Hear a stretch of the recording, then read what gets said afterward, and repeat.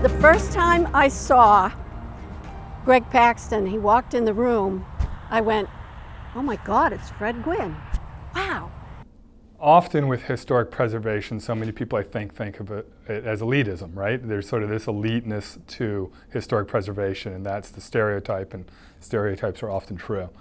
And Greg is just so the opposite of that. He has no elitist, visibly anyways, elitist bone in his body. He's calm, he's an amazing listener. When I was new in my job, I went up to Norway. I visited the Norway Opera House prior to the talk, and it was raining that day, in the outdoors, and it was also raining in the indoors in the Opera House. And then I went around the back and looked at the wall, and it looked like it had a bit of a problem, really a structural failure. I said, well, in a way you're kind of being held hostage. And there was sort of this murmur in the room that I didn't anticipate having opened my mouth. And so the next question is, well, what do we do about that? And I said, well, there is some structural problem with the rear of the building. It could be a public safety hazard, so the town could condemn the building.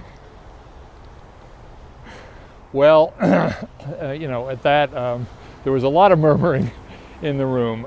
David Holt, the town manager, very graciously after the talk said, that's an interesting suggestion. I wished you'd made it just to the select board. Main Street was a mess at that time, for sure. And some local people really understood the potential of Norway. And we're thinking of it from a local perspective. And one of the great things that Greg was able to do was really able to bring sort of state resources to bear and state attention. The townspeople really got behind this project, raised the money that was necessary, and then donated it to the Norway Opera House Corporation. Well, by 2013, that corporation had done a $1.4 million rehabilitation, and all of those storefronts were occupied.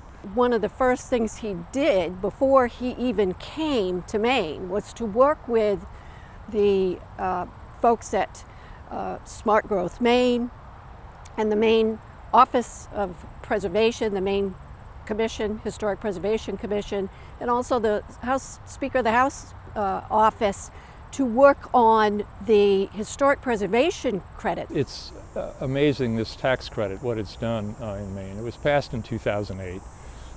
And since then, there have been about $600 million, more than $500 million invested in Maine, primarily in buildings owned by Mainers, but often with out-of-state investors. So we're taking other people's money, rehabilitating our heritage, and then using it in a contemporary way. And so really everybody ends up benefiting.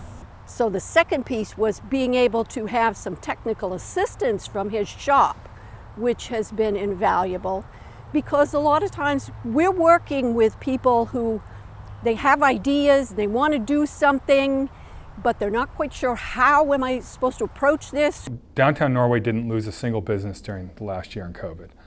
And that again speaks to that sort of resiliency of the revitalization effort that has been built over the years that he's been such a vital part of.